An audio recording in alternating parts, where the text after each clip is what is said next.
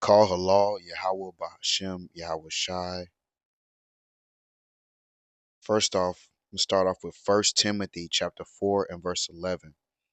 Now the Spirit speaketh expressively that in the latter times some shall depart from the faith, giving heed to seducing spirits and doctrines of devils.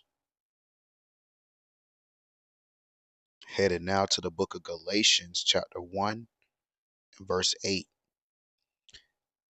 It says, But though we or an angel from heaven preach another gospel unto you than that which we have preached unto you, let him be accursed.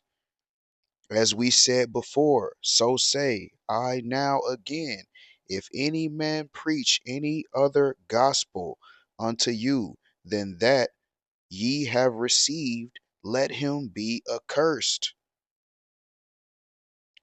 So there's a doctrine going around that Christ did not exist prior to his birth. And that can be very confusing to those new in the faith who don't have enough grounding in this thing to understand what's going on. This is the book of Colossians, chapter 1 and verse 15. Who is the image of the invisible God, the firstborn of every creature?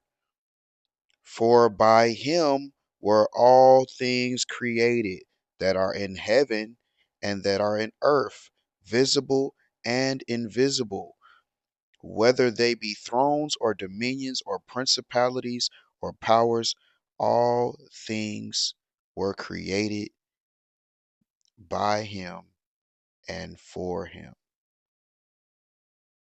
Right?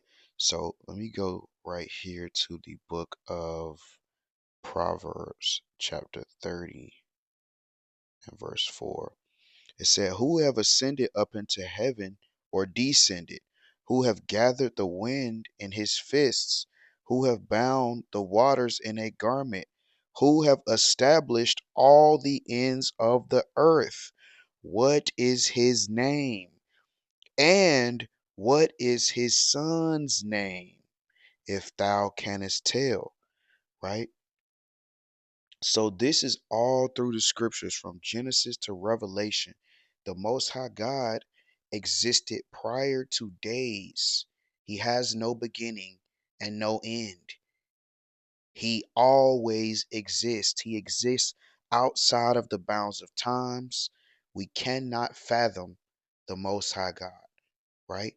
He created unto us his son, his only begotten, in whom he gave the power and the dominion and the instruction and the blueprint to be able to create everything else and made him king and lord over it, right? And I'm going to prove that. Going now to the book of Daniel, chapter 7, and starting at verse 9. It says, I beheld till the thrones were cast down, and the Ancient of Days did sit. The Ancient of Days is one of the titles for Yahweh, the Almighty, Most High God that created everything, the evil spirits and the righteous spirits alike, the earth, the winds, the heavens, whatever you want to name. The Most High God gave the power for this to be created, right? Did sit. So the Ancient of Days sits on a mighty, flamey throne that you cannot behold, right?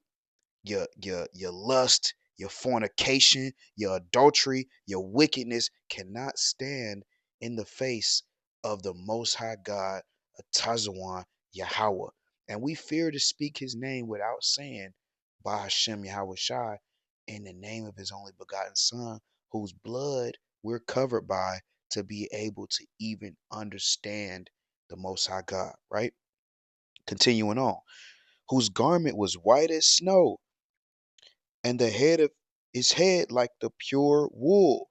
His throne was like a fiery flame, and his wheels as burning fire. right? Jumping down, this is verse 13. I saw in the night visions and beheld one like the Son of Man. Now, the Son of Man is a title for his only begotten Son, Yahweh Shai, right? Continuing on, came with the clouds of heaven and came to the Ancient of Days, showing that they're not the same entity. There's a hierarchy in heaven where the Most High God is above his Son, and his Son cannot move, the Son cannot move the Father to do anything, but the Son does whatever pleases his Father, right? So don't let people cast you around with these different winds of doctrine trying to change up what the scripture so clearly and plainly teaches us. And they brought him near before him, and there was given him dominion and glory and a kingdom that all people, nations, and languages should serve him. His dominion is an everlasting dominion, which shall not pass away, and his kingdom, which shall not be destroyed. Right? So, this is the Most High God, the Ancient of Days, who existed before time, space, the understanding, whatever you can name, giving power to his only begotten Son to rule over all of these things. Right? So, here we are as men, you know, going off with these damnable heresies and these wicked doctrines, wanting to say that Yahweh Shai didn't exist until Joseph impregnated Mary. It's madness, man. It's madness, right? Continuing on, let me get a quick precept in Revelation to add on to that. I'll also jump down after that to John, the first chapter, just to kind of add on to the proving of what I'm saying. This is Revelation. I am the Alpha, which is the first, and the Omega, which is the last, the beginning and the end. The Most High God does not have uh, a beginning or an end. Let me see if I can get that in the book of Job real quick. Just going into the Most High not having his days able to be numbered. See if I can remember. I think it's continue on to the next point. Going towards the book of John, chapter 1 and verse 18. It says, no man have seen God at any time. The only begotten Son, which is the bosom of thy Father, he hath declared them. We just went into in Daniel how the Most High God gave Yahweh Shai dominion over everything. Now I'm going to show you a couple an account that helps us understand, right? Look at this. This is the book of Genesis, chapter 18 and verse 1. And the Lord appeared unto him in the plains of Mamre. It says, and the Lord in caps appeared unto him, right? In the plains of Mamre, and he sat in the tent door in the heat of the day, and he lifted up his eyes and looked, and lo, three men stood by him. And when he saw them, he ran to meet them from the tent door and bowed himself to the ground. Now that's a key point right there. He bowed himself to the ground and said, my Lord, if now I have found favor in thy sight, pass not away, I pray thee, for thy servant. Right? So he bowed himself towards the ground. Now I'm gonna show you how we know this is not a regular angel. Let's go to Revelation chapter 19 and verse 10. Right? Here it is. And it says, I fell at his feet to worship him. And he said unto me, see thou do it not. I am thy fellow servant and of thy brethren that have the testimony of Yahweh Shai, saying that I am not Yahweh Shai, but I have his testimony. I'm coming as a messenger, right? Worship Yahweh, for the testimony of Yahweh Shai is the spirit of prophecy, right? So you are encouraged to worship Yahweh. Now we do so in the name of Yahweh Shai because we broke the covenant and Yahweh's blood brings us back to the Most High, right? But that is how we know that in Genesis, the 18th chapter, he is bowing down to Yahweh Shai, who is coming in the name, the spirit, and the power of the Most High God. Let's get another precept real quick. Go to the book of Psalm, chapter 40, and verse 7.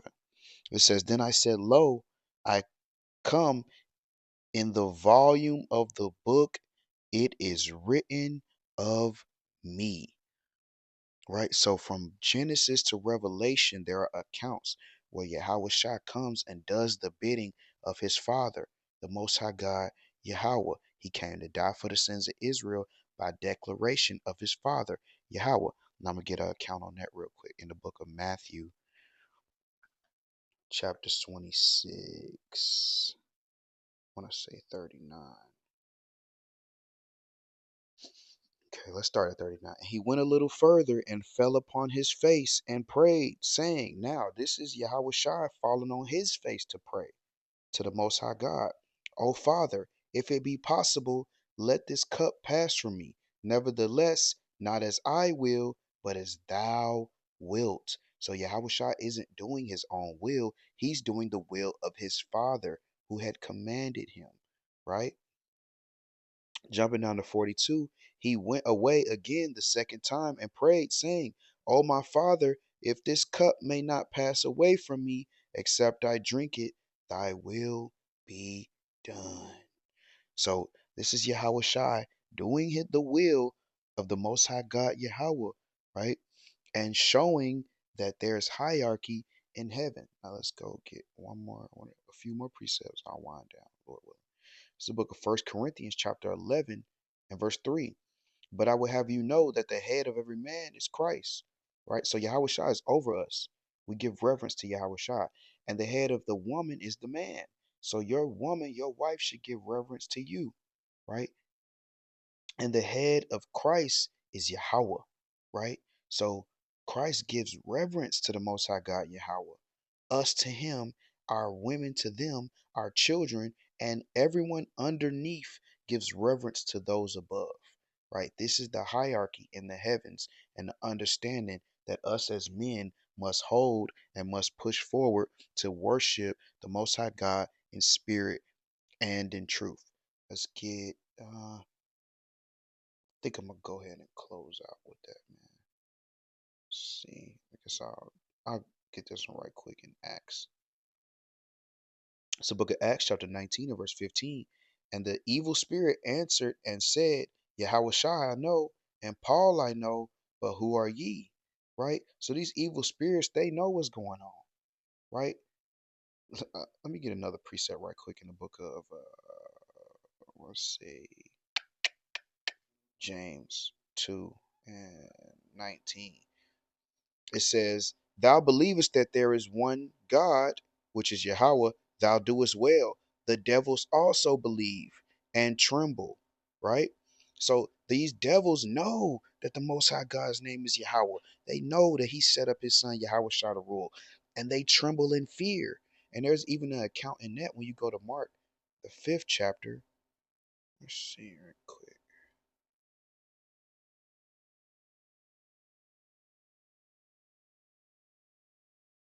Here it is right here. It says, verse 5. And always, night and day, he was in the mountains and in the tombs crying and cutting himself with stones. But when he saw Yahweh Shai afar off, he ran and worshipped him and cried with a loud voice and said, What have I to do with thee, Yahweh Shai, thou son of the Most High God? He knows Yahweh Shai. This spirit was like, whoa, Yahweh Shai, what I'm doing what I'm supposed to do, dealing with the wicked, dealing with wicked actions, right? And it says, I adjure thee by God that thou torment me not, right? Hey, and hey, don't send me out of here. I'm doing my job, right?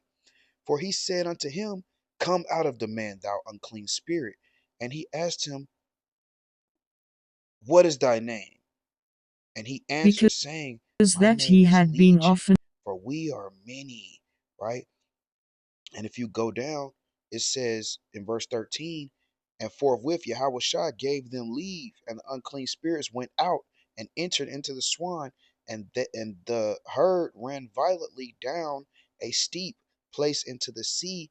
They were about 2,000, which were choked in the sea, right? And they that fed the swine fled and told into the city and in the country, and went out to see what it was that was done. Yahweh Shai called that spirit right out of the man, 2,000 of them, to fill the herds of swine, right? Because they know Yahweh Shai. They know the Most High God set him up, and they fear the Most High God, and they fear the power that he's given his son, right? So we don't want to get into this, oh, well, I see this in the scriptures. Brother, stick with what we was taught, and let's not mislead the sheep of the Most High God, right? Yahweh Shai, let me get a precept to say it. I'm not going to say it with my words. I'm talking too much, right? It's the book of Revelation, chapter 22, verse 13. I'll start at 12. It says, and behold, I come quickly, and my reward is with me to give every man according as his work shall be, right?